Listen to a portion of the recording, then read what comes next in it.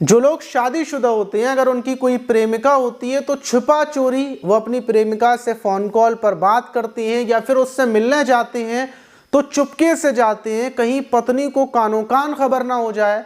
लेकिन आज हम जिस शख्स की बात करने वाले हैं वो हर रोज़ अपनी प्रेमिका को घर पर बुलाता और उसको कमरे में ले जाकर संबंध बनाने से पहले कमरे में अपनी पत्नी को भी लाता और कमरे को लॉक कर कर फिर अपनी प्रेमिका से संबंध बनाता। पत्नी खड़े होकर ये पूरा नज़ारा देखती, अगर वो चाहते हुए भी बाहर जाना चाहती तो वो उसको मारता पीटता और अपनी पत्नी से बोलता कि तुम देखो कि मैं कैसे अपनी प्रेमिका से संबंध बनाता हूँ। ये सिलसिला बराबर चल रहा था और एक दिन उस शख्स को पत्नी और प्रेमिका मिलकर जिंदा जला डालती हैं। ऐसी शातिराना प्लानिंग करती है कि पुलिस का भी दिमाग चकरा जाता है। लेकिन ये घटना कहाँ की है और पत्नी और प्रेमिका ने दोनों ने मिलकर कैसे मौत के घाट उतारा, पूरी प्लानिंग को जब हम शुरू से लेकर आखिर तक बताएंगे तो आप दांतों तले उंगलियां दबा लेंगे और शायद आप यही बोले कि उन दोनों ने बिल्कुल सही किया। तो चलते हैं और इस घटना को जानते हैं विस्तार से, हमेशा की तरह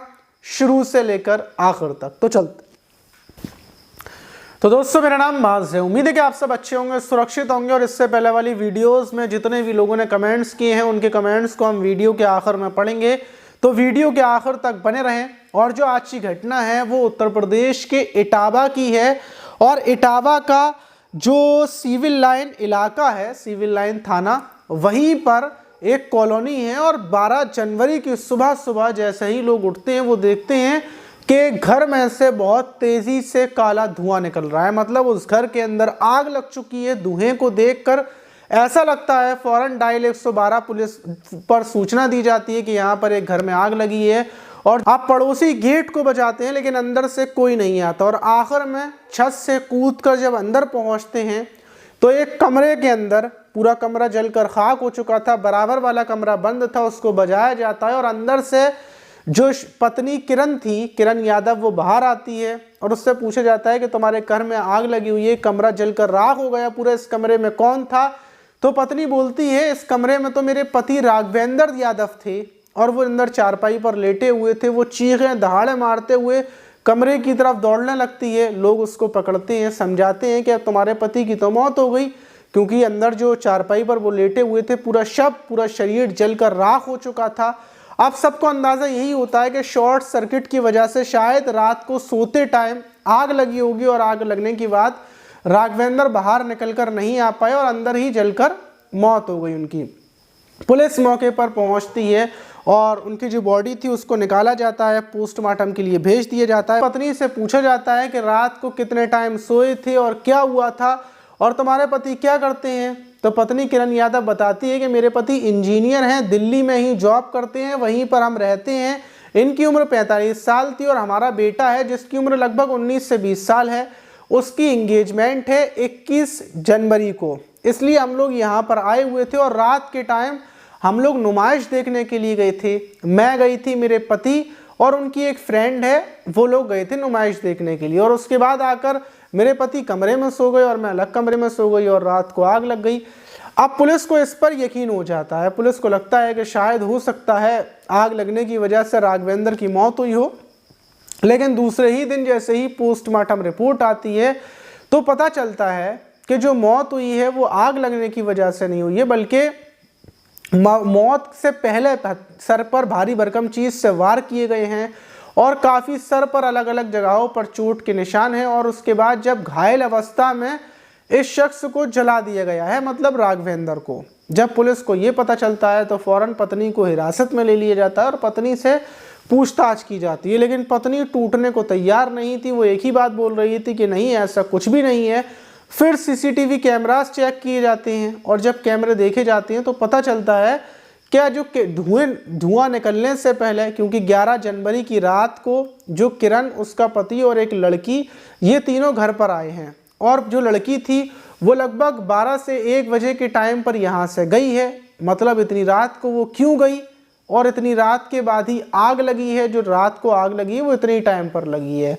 पुलिस का शक पूरा पत्नी के ऊपर था। जब सख्ती से पूछताछ की जाती है तो किरण यादव टूट जाती है और वो बताती है कि मैं और जो लड़की थी वो मेरे पति की गर्लफ्रेंड थी, प्रेमिका थी, हम दोनों ने मिलकर जो राघवेंद्र हैं उसकी हत्या की है, क्योंकि हम परेशान हो चुकी थी। अब पुलिस पूछती है कि आखिर तुम परेशान क्यों हुई थी, क्या वजह थी?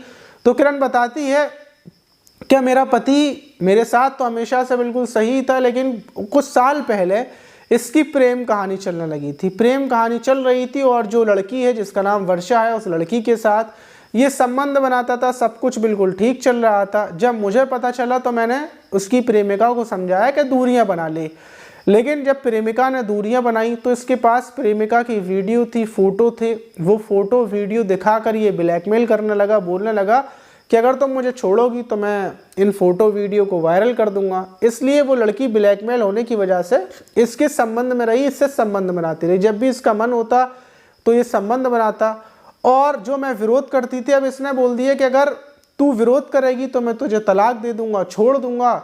और फिर ये मुझे मारता था, पीटता था, और फिर इसने होटलों में जाना बंद कर दिया। ये अपनी प्रेमिका को घर पर बुला लेता और संबंध बनाता। अब इसकी हद इतनी ज़्यादा हो चुकी थी कि जब प्रेमिका को बुलाता था तो ज़बरदस्ती कमरे में मुझे बुलाता, प्रेमिका इसका विरोध करती तो वो फ़ोटो वायरल करने की धमकी देता, और अगर मैं कमरे में आने का विरोध करती तो ये मुझे मारता पीटता।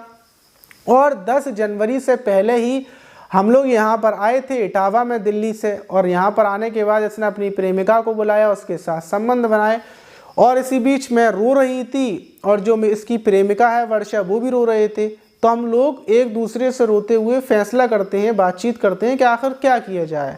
तो दोनों की प्लानिंग से होता है कि अगर हम इसको राघवेंद्र की हत्या कर दें, इसको मौत के घाट उतार दें, तो हम दोनों ही आज़ाद हो जाएंगे, ना ये मुझे मार पाएगा और ना तुम्हारे फ़ोटो को वायरल कर पाएगा।